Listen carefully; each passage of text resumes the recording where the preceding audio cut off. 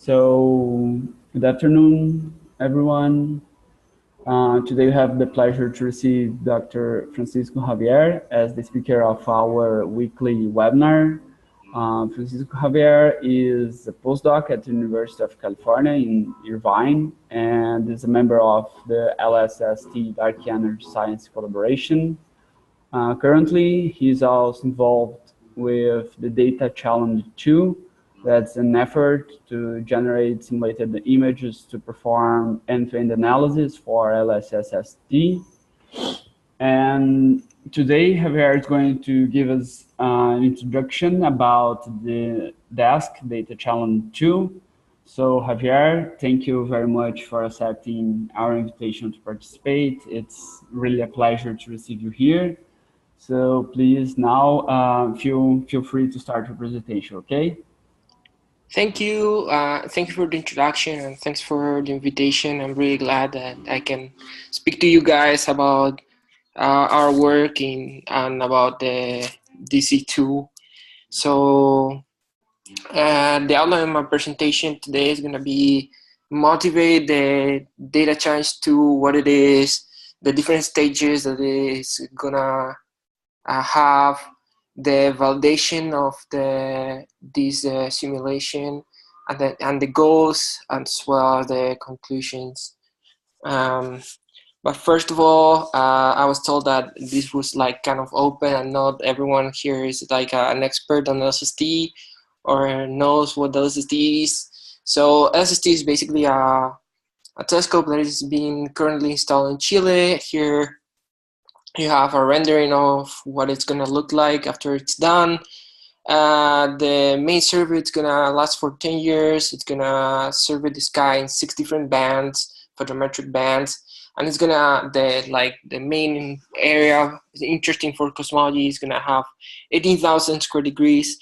Here you can see the number of visits in the R band, referring to the average, and you can see these like red dot here that are like the deeper fields where we are gonna look for supernovae and stuff like that.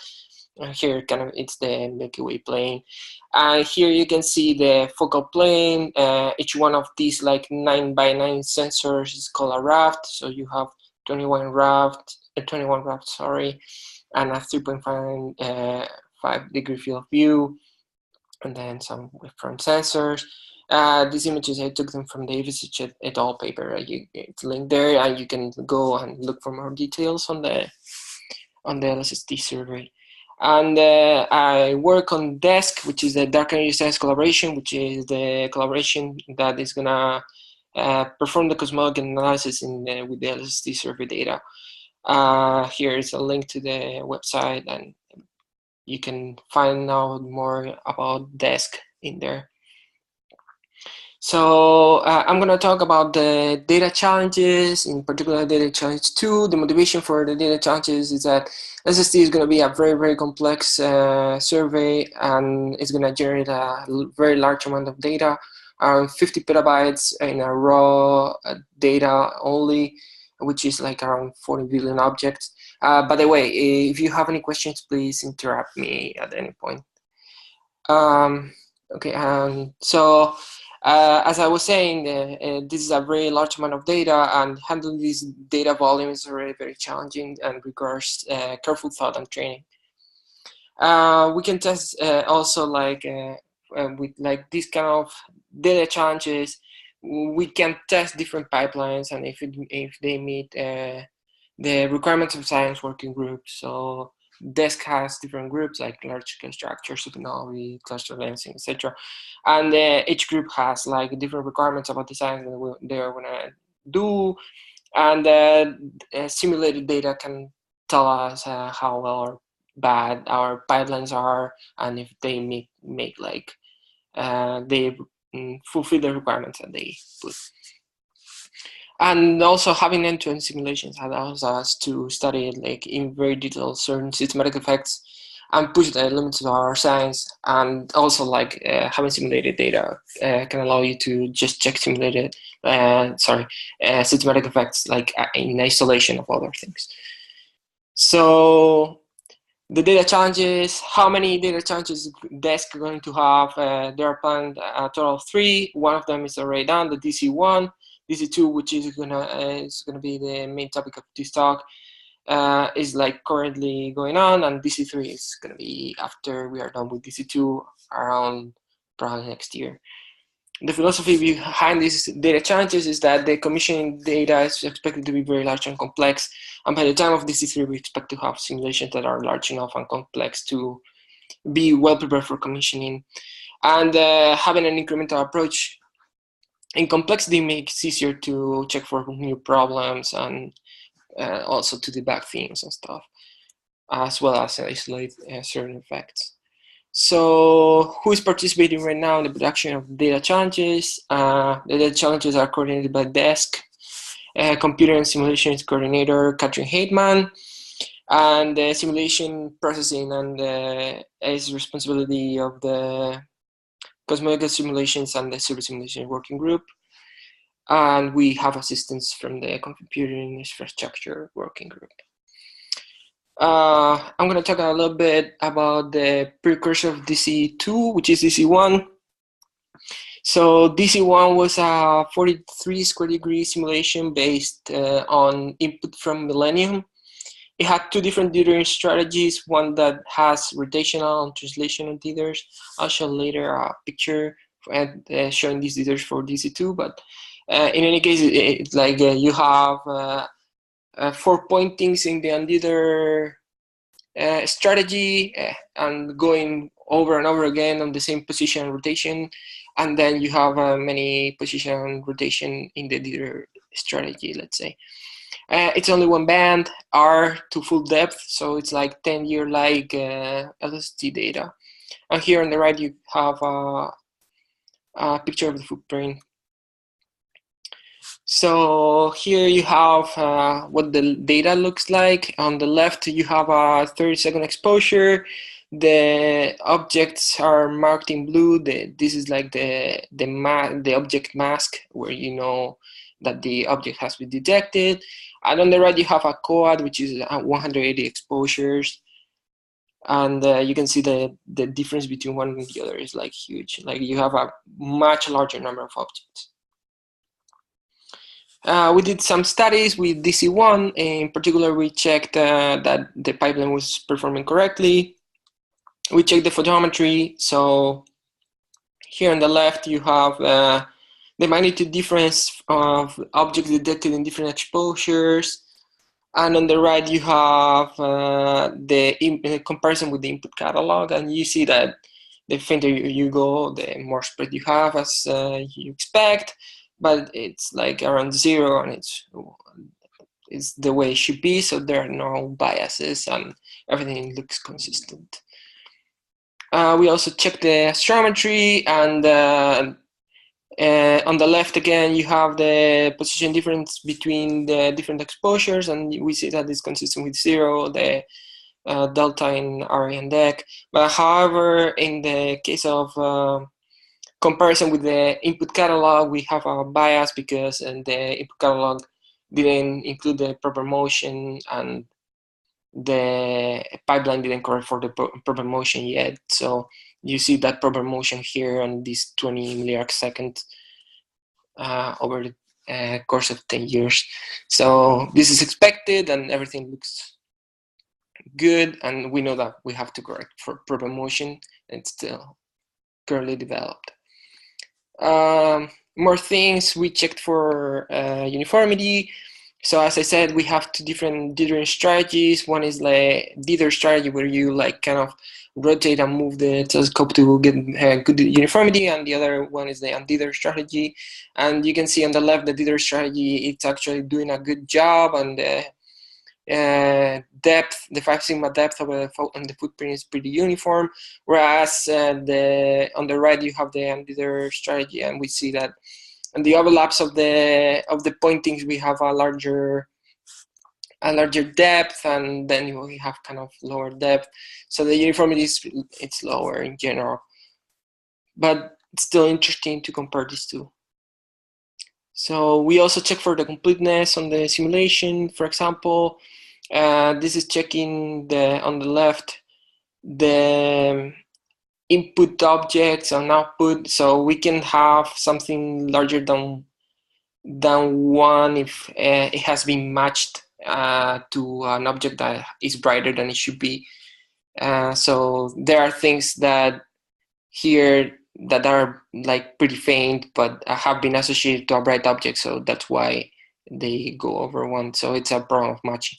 But in general, we see that like in the region that we care about, which is from 21 to 25-ish, the completeness is pretty good. And then here we have the correlation function and the size of the correction due to different systematics like scene, extinction, sky sky background, stars, etc. And we said that the correlation function is pretty unaffected by systematics. Here is the same, but like the fractional error.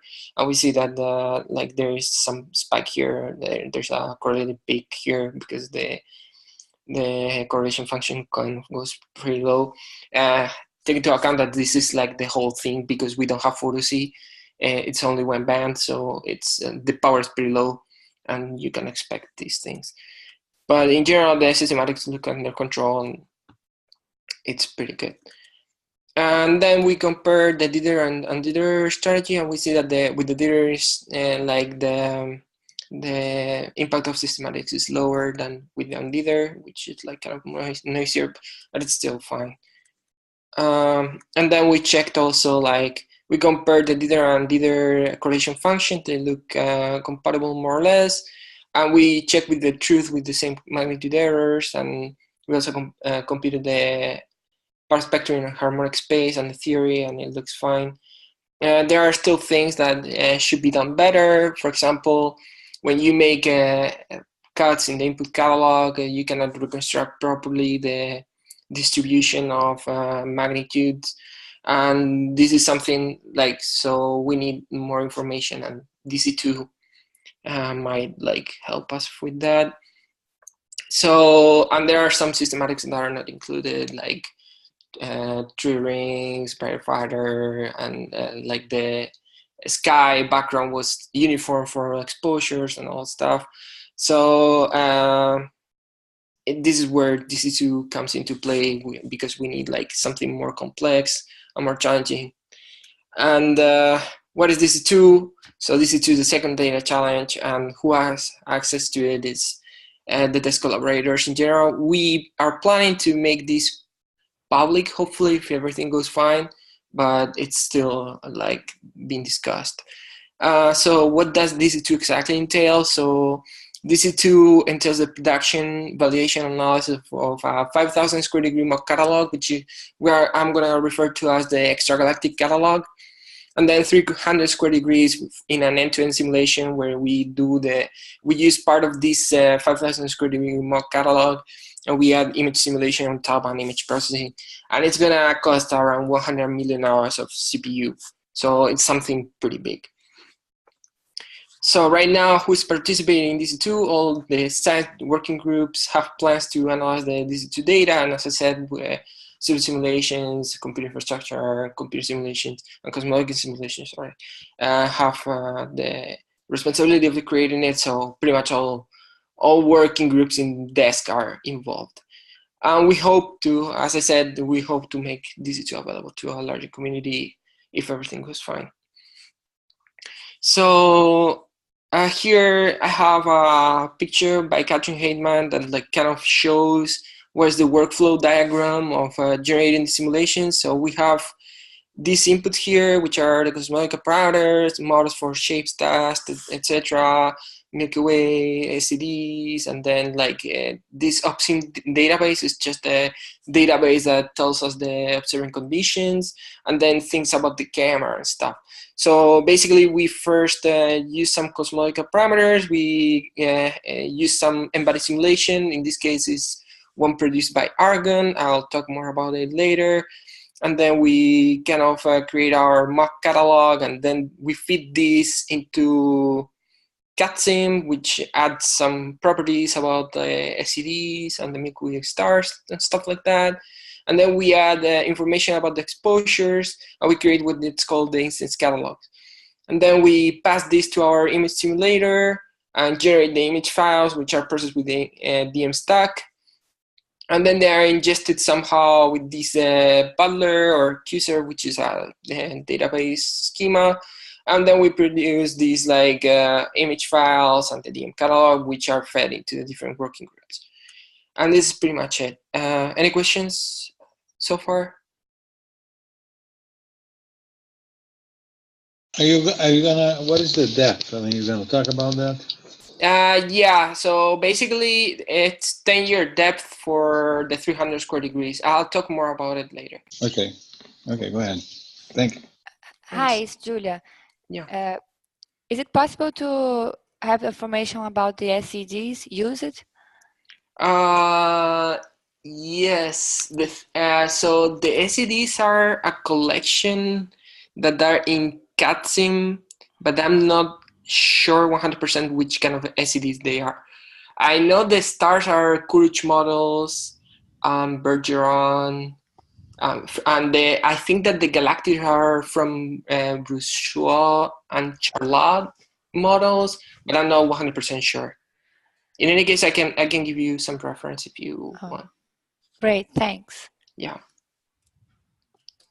Any other questions? Okay. Yeah, I mean, what is the difference between the right side of the diagram to the left side? Because there's the extra galactic object catalog here. So one you actually put in database, the other one is just flat files. Is that it? So let's say the left part would be the extragalactic catalog, which is just like a mock catalog, which doesn't have information. Like you're not simulating images with it. It's just the mock catalog done with the embodied simulation, and that's it. Okay. And the right part is the image simulation that is, we added like all the different systematics and the observational like conditions, stuff like that. And then you are processing it with the DM. Okay, so you're extracting the sources here on the right side. Yeah. The other one is just the truth. Okay. Exactly. Yeah. But one is like the extragalactic catalog. You will have information not only for the 300 square degrees that are gonna go into the image catalog, but also for like more area. You will have 1 octant in one and 300 square degrees in the other one. I remember also, I mean, one of the meetings I went that there was something that would be a 20-year baseline. Is that right? Or I misunderstood? I don't know about 20 years. I know that we are gonna have like different like data releases. Like we will have like imaging for like year 1, year 3, and year 10 probably, but no, I don't know about 20 year. At least you're not releasing any deep drill. Yeah. Well, we are doing deep drilling, but it's not like 20 year. It's just that it's deeper, but it's the fields are deeper by construction because you spend more time there. But it's still the 10-year plan. Okay. Yeah. Thank you. Yeah. Okay, so I'll continue. So basically, I'm gonna talk about the extragalactic catalogs a little bit more in detail. So we use the input extragalactic catalog as I showed in the slide before. That is it's called Cosmo DC2. It's based on an embodied simulation from Argon. It's called Outer Rim. It has 4.2 gigaparsecs in each side of the cube. And it has around 1 trillion particles. The mass resolution is 2.6 times 10 to the 9 solar masses. It's a WMAP 7 cosmology. The total catalog is like 4 petabytes, so we are not given the total catalog, just the objects, the resampled objects. There are 99 snapshots from 0 to 10, and then a 1% dilution of the dark matter simulation is used to compute the intrinsic alignments. And there are going to be more details in this paper here. I'll share the slides later, so you can click on the link and see more details. Then this dark matter simulation is populated using the Galacticus semi-analytic model, so it has a complex galaxy halo connection. So you can expect things like a nonlinear bias and stuff like that. And there's a Monte Carlo approach to speed up and scale the inpainting of the 5,000 square degree.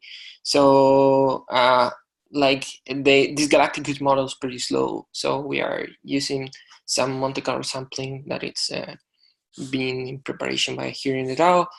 And we will have available information about positions, sizes, shapes in terms of disk and bulge, star masses, and redshifts, including RSD, shear, magnification, convergence, and magnitudes from SDSS and SSD, star formation rates, star metallicity, black hole masses, and accretion rates, and all this stuff. So that's like the extragalactic catalogs. Part of it, in this case, 300 square degrees will be used to create image simulations. And we have two different sets of image simulations. On the one hand, the one that's produced by FOSIM, which is a standalone code by Peterson et al.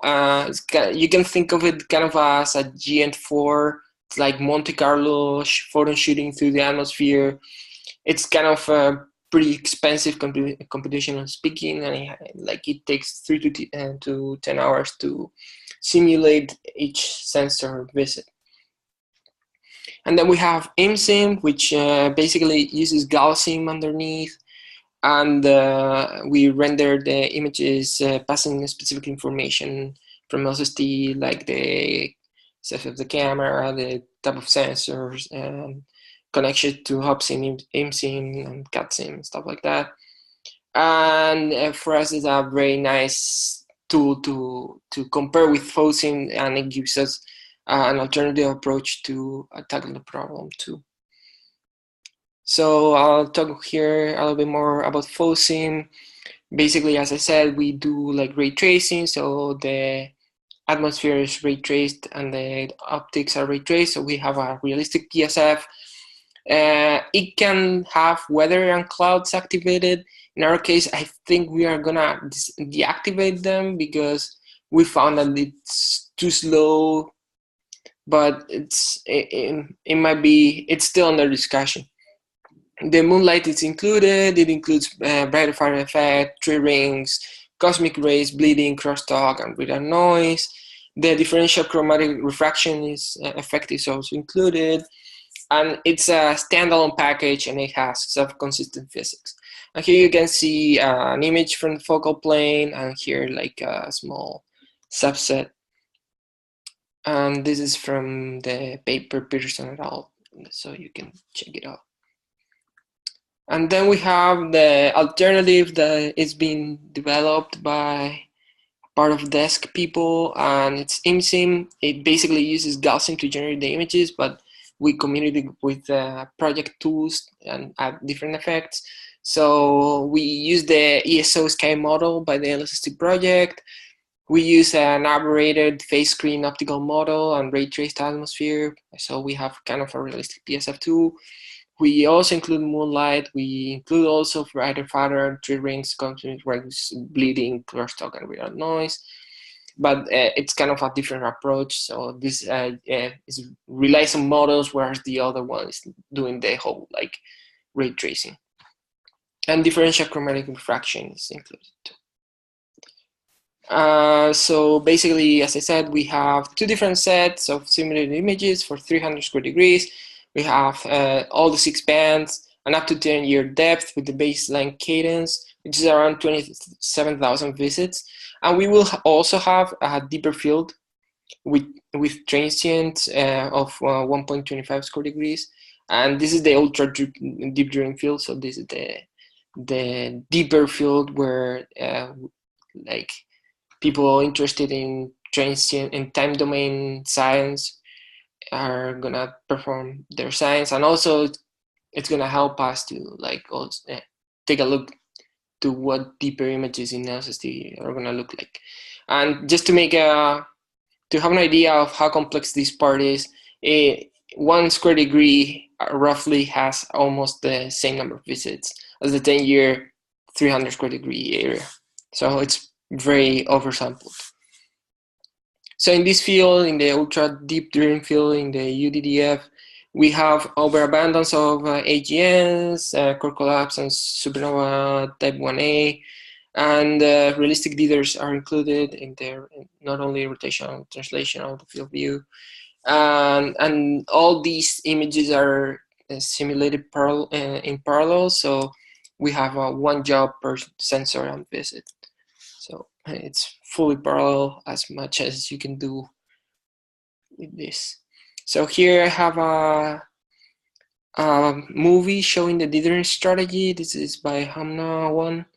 And you can see here on the left, this is the deep drilling field in blue.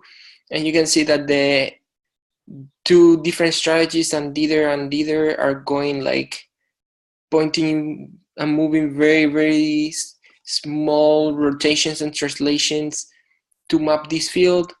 And then you have this part, which is like the non-overlapping part of the field with the deep drilling field, and you see that like it maps kind of everywhere.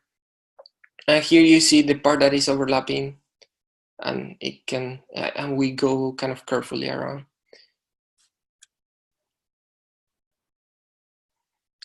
So once we produce these images, we'll process them using the DM stack, the project tools, in a configuration similar to the one used by the Hyper Supreme camera. We'll use the similar fluxes, which are kind of the preferred ones, like in SDSS. We will also have information about shapes using the reorganization HSM algorithm. And the science working groups may create additional products. Some people are talking about creating meta calibration, shear, and stuff like that, but it's still under discussion.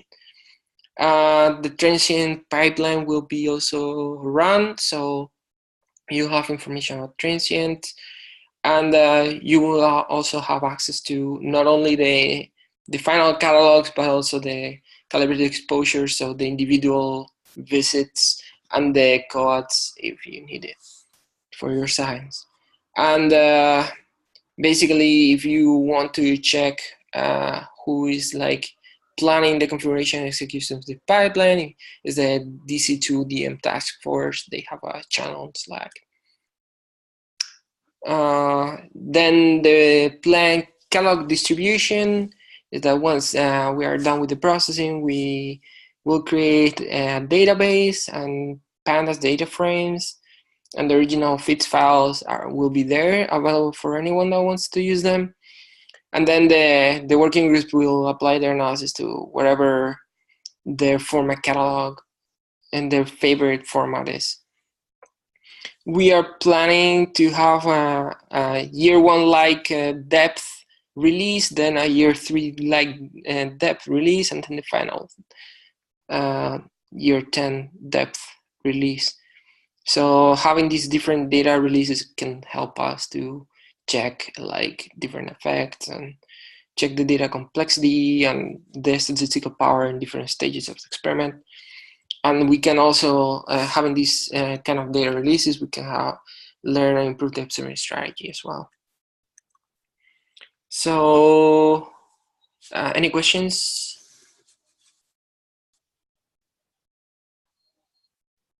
How many files are you talking about? For Well, the 5 square degree? For the 1 square degree? 5,000. For the 5,000, I actually don't know how they're going to distribute it yet. It's the simulation, the 5,000 square degree simulation is not done yet. We are done with the smaller area, but the big one is not done yet. And I don't know how they're going to distribute it exactly. And this small one is already available to be downloaded? Yeah, it's Proto DC2 version 4. I can give you more. I can send you. Okay, we can follow it up later on. Just Any other questions?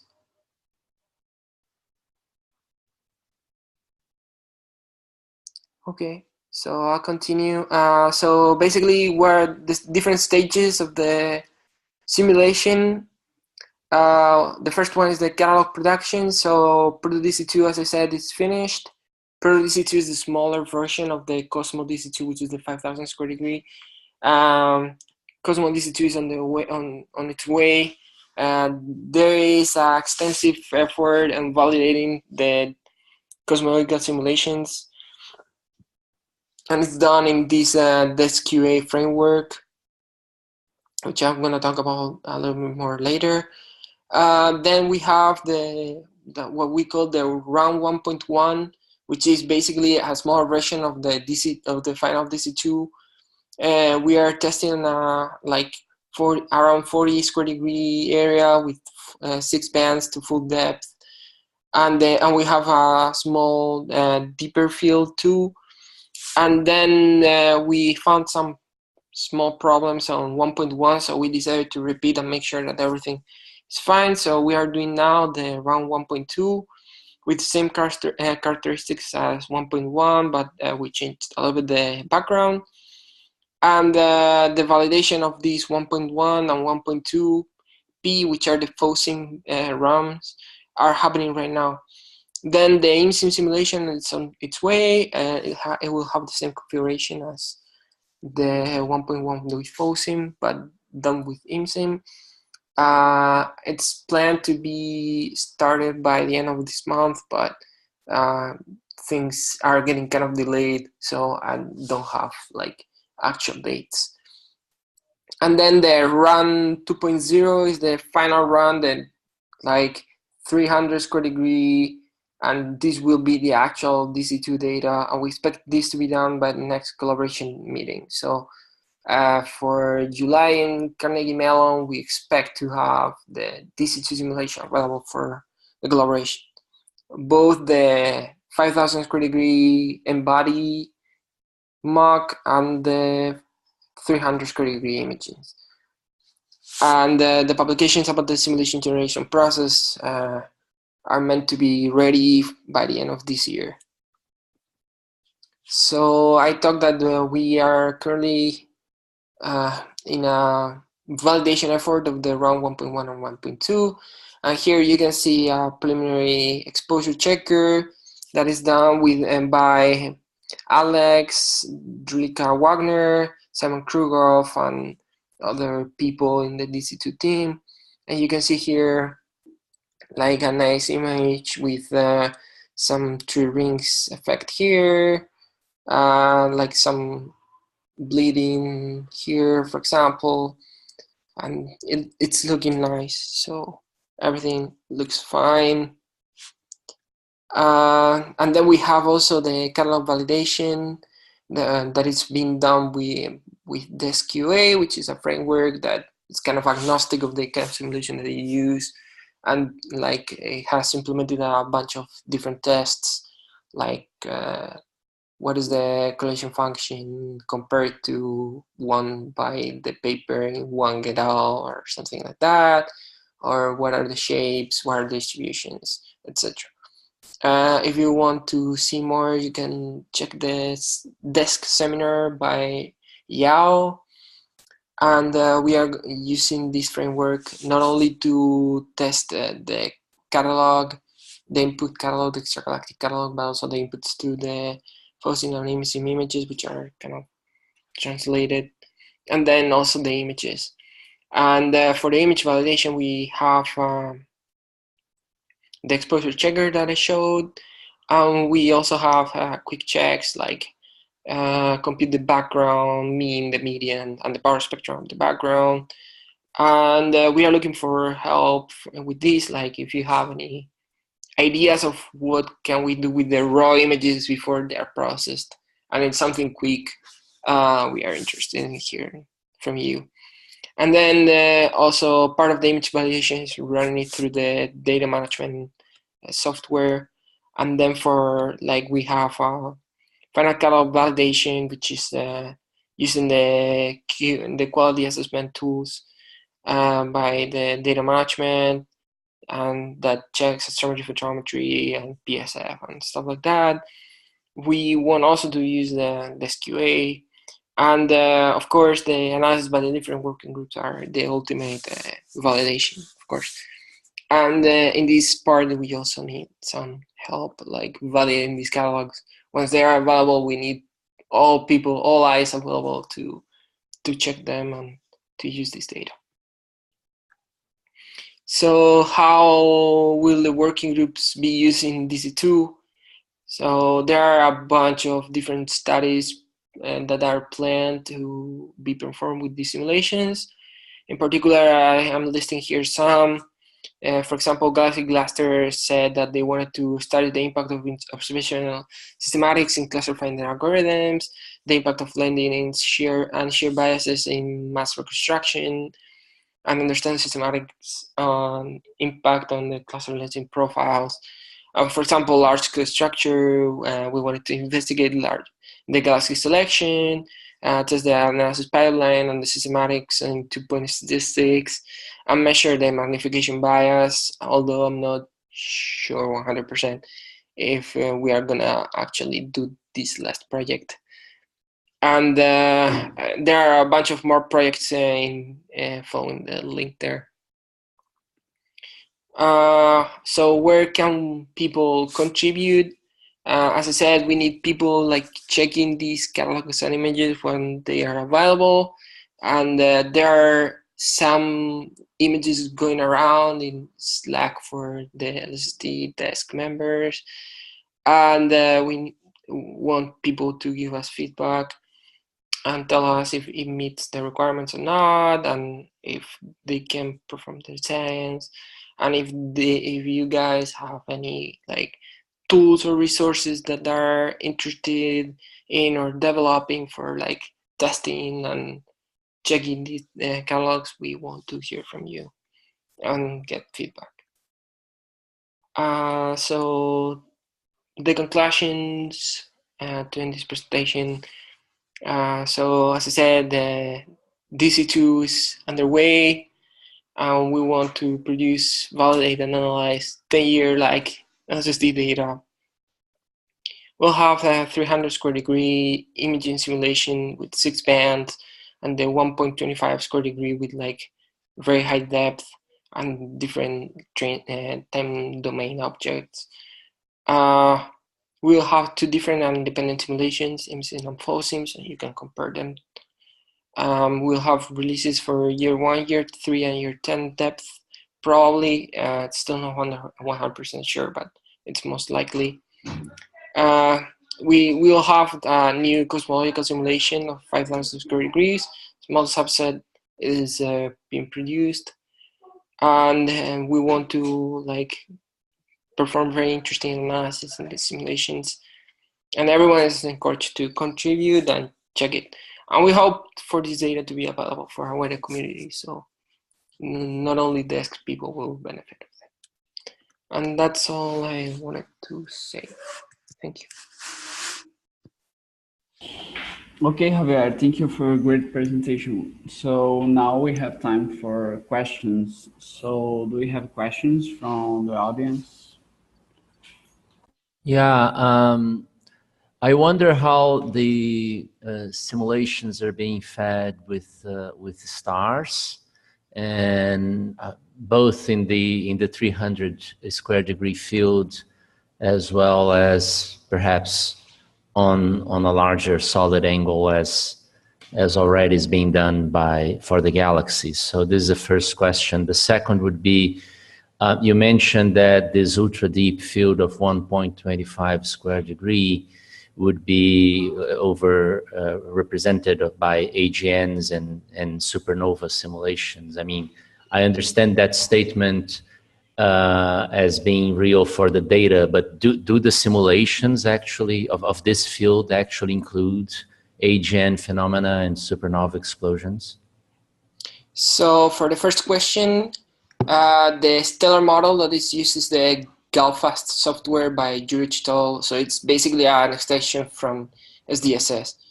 So it's stars from SDSS kind of extended up to LST depth. Is that fine? but I mean, you need a galaxy model for that, for extending towards deeper magnitudes, fainter magnitudes. Yeah. So the model I use is the one in the Jurich paper. It's Okay. the software is called Galfast. Okay. So we are using Galfast, and for the AGN, so this field actually includes AGN and supernovae, type 1a anchor collapse. It's based on some model, and I don't remember which one exactly, but the thing is that there are more than physically expected, because we wanted to simulate a smaller area of the ultra deep dream field, but like overpopulated. So people interested in time domain science can check the actual numbers of objects that they want to see, but without interfering the cadence and depth for other probes like large scale structure and weak lensing. So they're actually time domain objects, but the thing is that the number densities are not 100% accurate. Yeah, in this case, you're going to actually release single epoch exposures, right? Yeah, we will release both single leg So work. there'll be 20,000 of them at least, right? And we everything is going to be available. So okay. Yeah.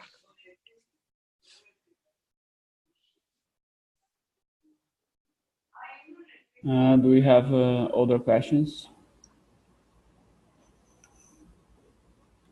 Well, I do. I mean, so if I understood correctly, you have already the proto DC2 ready, right? We can actually download from somewhere? I have to ask. I think at the very least, it's like you can do test on it. I don't know if you can download the whole thing or not, but I will ask. Okay. And the proto DC2 is how big, the area? I think it's like 300 square degrees. Oh, the 300 square degrees. Okay.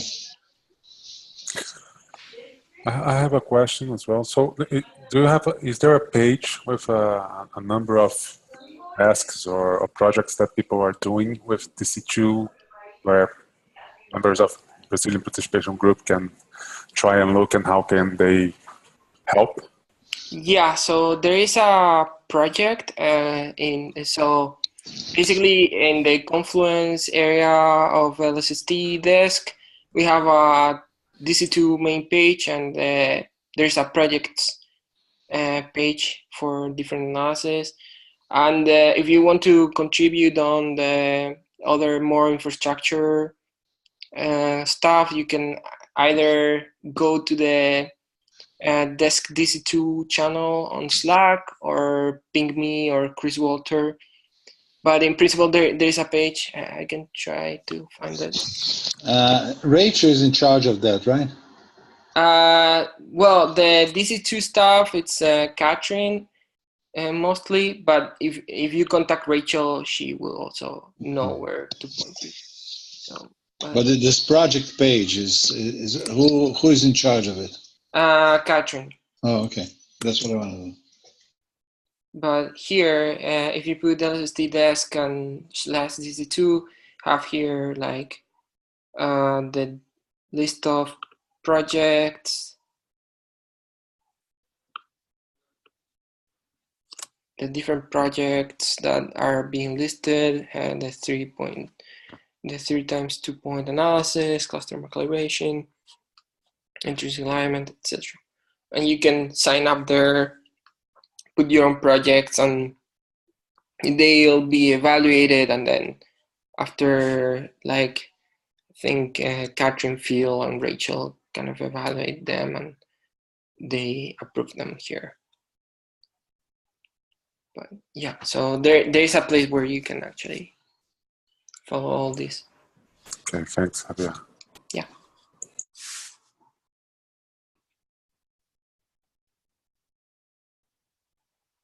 Any other questions?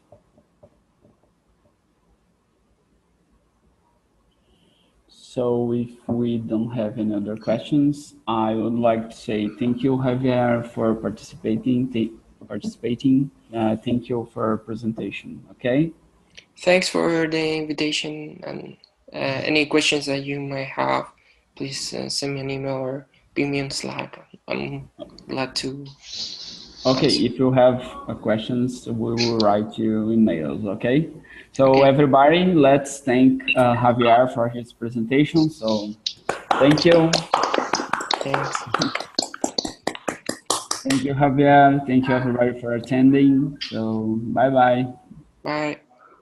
Thanks. All right. Bye.